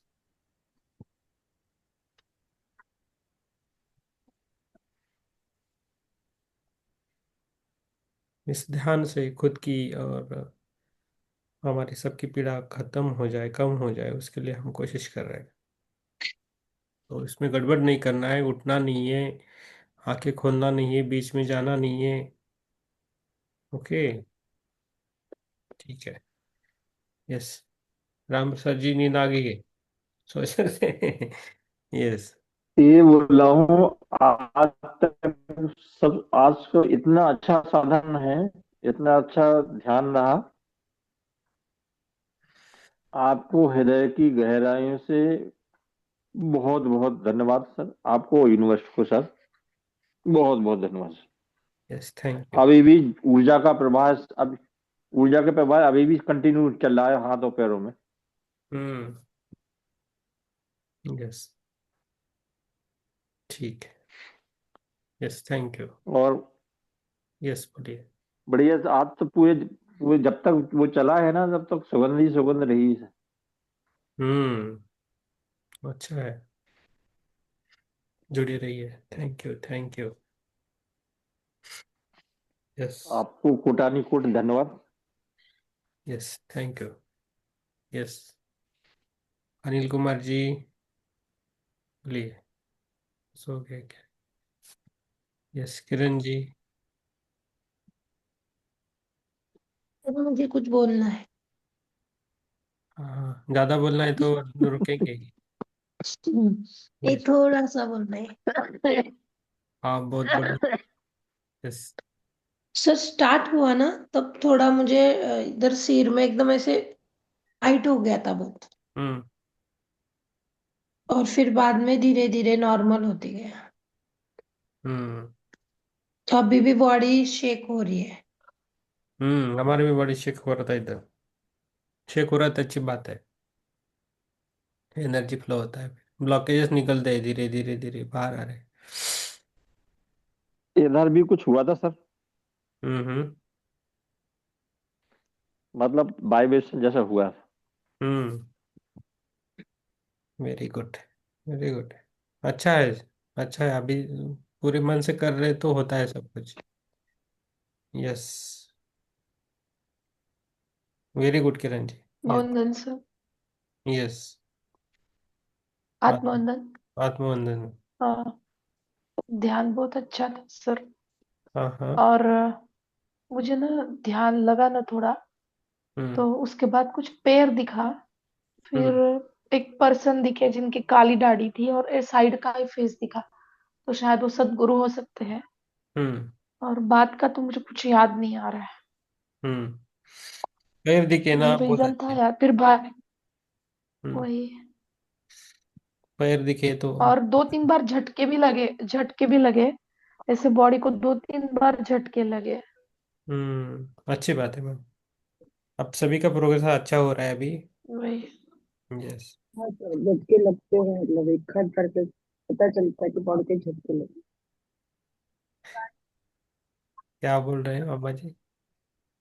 हाँ हाँ ओके। नहीं नहीं, योगिता जी काय झटके म्हणाला तुम्ही कॅमेरा ऑन करू शकताय का? हाँ बोला काय झालं मॅडम? हिंदीमध्ये बोला ना, झटके लगने से हां टाकू दे काय प्रॉब्लेम नाही हो तुम्ही आणि जे म्हणते इथे ओम भीम क्लीम उच्चे नमः, ते नंतर अरे ऐकायला अरे मी म्हणते हेच चालू आहे. हाँ आप किसी को कुछ नहीं होगा हमारे ध्यान में। झटके लगेंगे लेकिन कुछ आपको शरीर को कुछ नहीं होगा ठीक है डोंट वरी। घबराने का नहीं। चाहे तो तो पानी बिल्कुल। पी सकते हैं। हाँ बहुत सारी ऊर्जा आती है तंत्र मंत्र से। ओके भैरव जी के। मला गर्मी लग रही थी मेरी बॉडी में। हाँ बाहर ठंड है आज अभी मुझे भी गर्म लग रहा है अभी आज। बाहर ठंड है बहुत लेकिन गर्म हो रहा है ये ध्यान से। ओके गर्म होता है शरीर। ज्यादा ध्यान किया तो गर्म होता है।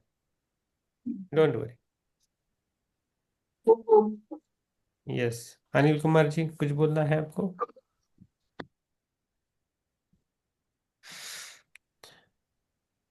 सर, हाँ और है ना, मेरे को हाँ एक लेडी दिखी हाँ जिसका फेस वाइट है, पर उसकी आंखें काली काली है। किस काले रंग से कुछ कनेक्शन है, पता नहीं क्या है। तो ऐसा कुछ उसी वक्त मुझे कुछ दिख रहा था, मैं एक्सप्लेन नहीं कर पा रही हूँ। मतलब उसकी आंखें से काजल लगाई है क्या, पूरी काली काली थी। 2-3 बार उसका फेस मुझे दिखा। ठीक है। आपको जो कार्य दिया है वो करते मैं रहिए तो। बस। और नए लोगों को हाँ जोड़ सर। दीजिए। आप है ना हाँ सर। आपको जो ऊर्जा महसूस हो रही है आपको जो अच्छा लग रहा है आपके इसमें चेंजेस हो रहे हो दूसरों लोगों को बोले और दूसरे लोगों को भी लेके आओ आप। वो आप ध्यान में वो एक सेवा रहेगी आपकी सभी को है। जी सर। तो खुद पे हाँ। खाली खुद नहीं बढ़ना है हम दूसरों को मैं खुद को मैं कहती तो आगे बहुत सारे लोगों को कहती हूँ जोड़ने के लिए, सबके लिए बोल पर रहे हैं आप। फोर्स नहीं कर सकते ना सर। हाँ। कोई मिला तो हाँ। बोलने आपको बोलेंगे आप आपके में इतना शांतता कैसे हो रही है आप कैसे बढ़ रहे हो आगे आपको कैसा लग रहा है आपको क्यों। तो पूछते हैं ना तब बताना। हम खुद ही नहीं बढ़ना सबको लेके जाएंगे ठीक है ये। वो बात तो मुझे कल पता चली सर, पूछते हैं बराबर, क्योंकि चेंजेस हमें हमसे ज्यादा दूसरों को पता चलते हैं आप में बहुत चेंजेस आ गए हमारे। हिरल जी आप में बहुत चेंजेस आ गए अभी ठीक है। किरण जी में भी आ रहे किरण जी में भी आ रहे ओके। हिरल जी में बहुत आ गए अभी पहले से। यस जल डेली जुड़ रहे अभिनंदन हैं। सर। आत्मबंधन। यस अ, अच्छा सर, मंत्र का ध्यान बहुत अच्छा था। एक्चुअली मैं टूरिंग पे हूँ, इसलिए अभी ज्यादा कुछ फीलिंग नहीं आया, लेकिन ये मंत्र से बहुत अच्छा शांति लग रहा था, अच्छा लगा sir. Thank you sir. Yes thank you Anil Kumar ji जुड़े रहिए जिधर भी हो जुड़े रहिए। आप कंटिन्यूटी बहुत इंपॉर्टेंट रहता है डेली का। जब भी हो गया और नहीं तो यूट्यूब में जाके देख सकते हैं बाद में ठीक है। अच्छा, यस तो यस यूट्यूब पे ये सारे अवेलेबल हैं? यस मैं डालता हूँ एक 3-4 दिन में एकदम सब डाल के रखता हूँ ठीक है। सर, यस ठीक सर। आत्मवंदन सर। आत्मबंधन। ज्योति मैम आज लेट हो गया छुट्टी था लेकिन ठीक है। यस आत्मनिर्भर सर। आत्मा। ध्यान बहुत ही अच्छा और काफी गहरा रहा सर, आंखें अभी नहीं खुल रही हैं। हम्म हाँ सर। और सिर थोड़ा सा भारी लग रहा है सर। हम्म मैंने ये कल का ही सर, ये हम्म कल का ही मंत्र था ना शुरू में जो लगाया? हम्म, ये मंत्र आपको नहीं दे सकते किसी को मुझे डायरेक्ट। याद। आपका ये सही नहीं रहेगा क्योंकि ये मंत्र तंत्र है ना थोड़ा सोच समझ के करना पड़ता है वो उस टाइम में होता है वो होता है डायरेक्टली। थ्रू जी इंट्यूशन जो होता है ना वो होने दीजिए आप उसको पकड़ के मत बैठिए।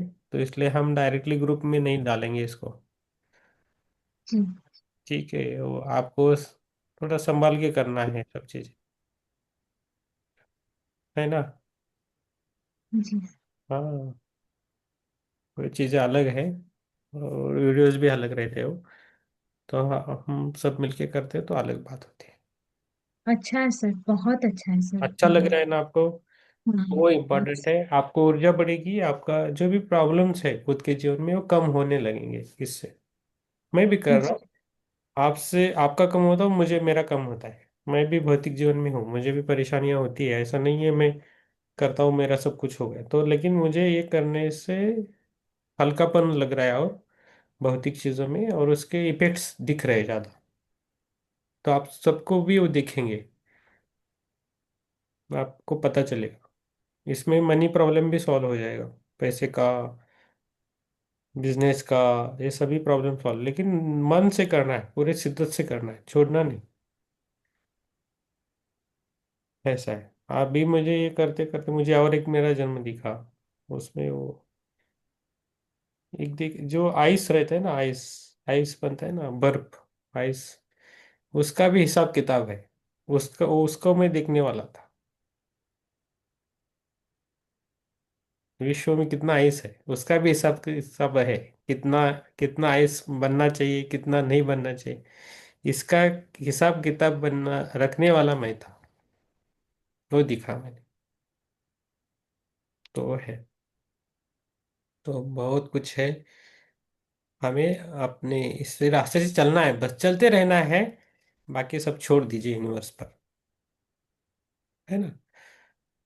तो जो आपको लगता है किसी को बोलना चाहिए तो बोल दीजिए, और डेली आइए, है ना? आपको रिफ्रेशमेंट होगा, शांति मिलेगी। पहले आपको शांति मिलने लगेगा, पीसफुल लगेगा आपको, और उसके बाद प्रॉब्लम सॉल्व होने लगेगी। हेल्थ के प्रॉब्लम भी सॉल्व हो जाएगी इसमें। ठीक है। सर कल यूट्यूब से फिर से मैं ध्यान करूँ ये? हाँ, तो ये रिकॉर्डेड नहीं मिलेगा, आप ध्यान नहीं कर पाओगे इस। Okay okay. जब मैं वो नहीं लगाता हूँ अच्छा तब मैं, लगा। हाँ, वो और रिकॉर्ड नहीं करता, क्योंकि वो उसके क्या होता है, रिकॉर्ड किया तो है ना, उसको ये लगता है, क्या बोलते हैं उसको, उनका किसी काम नहीं लगा सकते और रिकॉर्ड नहीं कर सकते।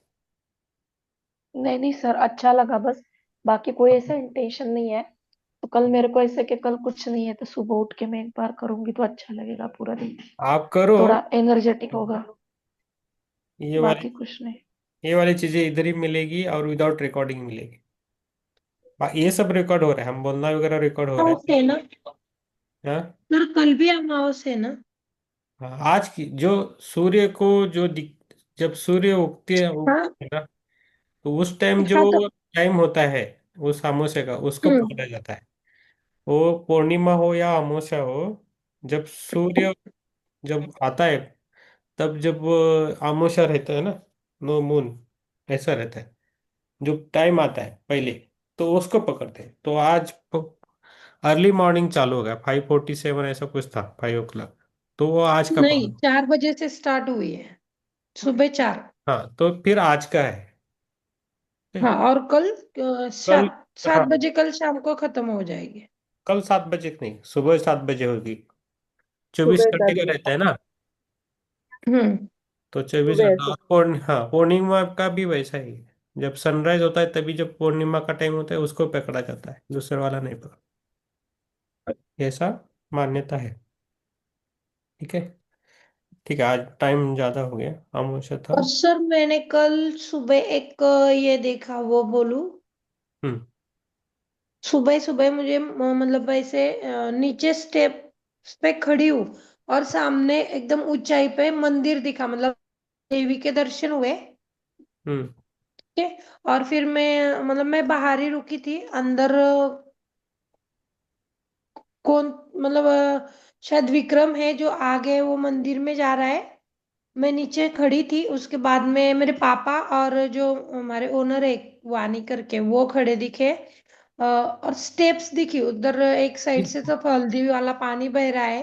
हम्म। और जैसे जैसे मैं स्टेप चढ़ते जा रही हूँ तो मुझे कुछ मतलब वो बोलते हैं ना एक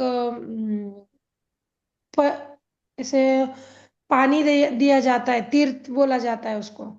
कंटिन्यू स्टेप बाय स्टेप मिल रहा है वो मुझे। और मैं पूरा मंदिर तक के जा मतलब पहुंची हूँ।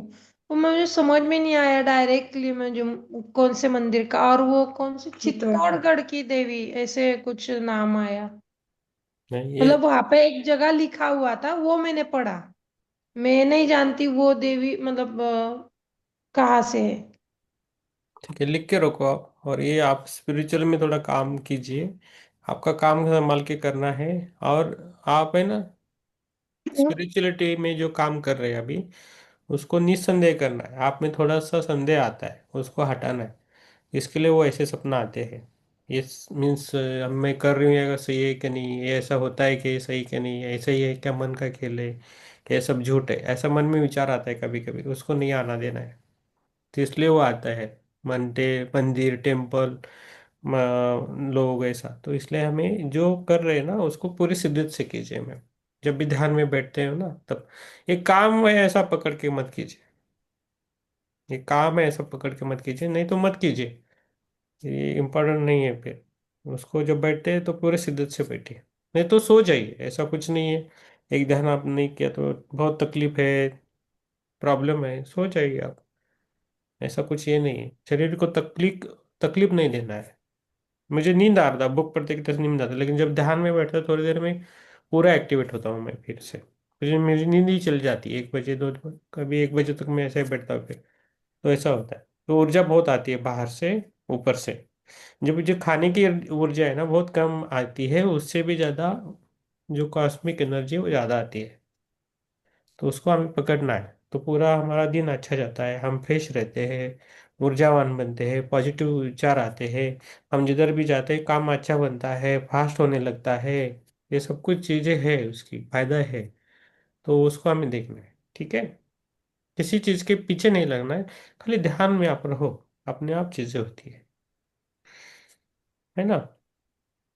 बिगड़े हुए काम बनने लगते हैं। कोई बात नहीं करता तथा सही बात करता तो वो सही बात करने लगता है, कोई प्रॉब्लम देता है तो वो कम देने लगता है, नहीं तो वो दूर चला जाता है हमारे नज़रों से। नहीं तो हमारे आसपास जो हमें अच्छे नहीं लगते लोग वो अपने आप दूर जाते हैं, जो हमें चाहिए वो लोग आते हैं जीवन में। वो होता है, ठीक है। आराम से कीजिए, शिद्दत से कीजिए बस, लेकिन कंटिन्यूटी चाहिए, वो इम्पोर्टेंट है, इसलिए हम बोलते हैं। हम्म। ठीक है, इधर रुकेंगे फिर। ठीक है, बहुत टाइम हो गया। सबको शुभ रात्रि। कल नहीं लिया तो शुभ चित्रा रात्रि जी सर। लेंगे। ओके। यस। ठीक ठीक है सर। यस, थैंक यू सबको। शुभ रात्रि सर। शुभ रात्रि, शुभ रात्रि। शुभ रात्रि, शुभ शुभ। रात्रि। यस। इतनी